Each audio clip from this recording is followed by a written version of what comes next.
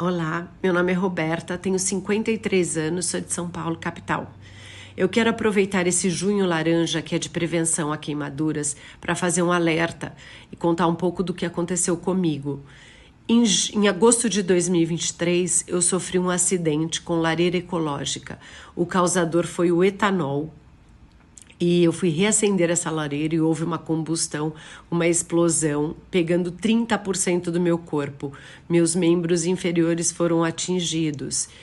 Eu estou aqui para fazer um alerta, para ser uma agente de prevenção, para alertar sobre os perigos de acender lareiras, fogueiras, churrasqueiras, para manusear água fervente, óleo quente, tudo isso causa queimaduras e dores gigantescas.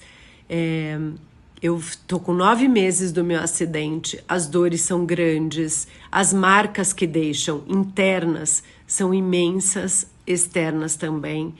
Então, tenham cuidado em manipular essas coisas para que isso não ocorra mais, porque é muito doloroso, é muito difícil tudo isso. Então vamos ter cuidado, vamos ter muita atenção. E é isso. Quero que sirva de exemplo para que nunca mais isso aconteça. Cuidado com tudo isso.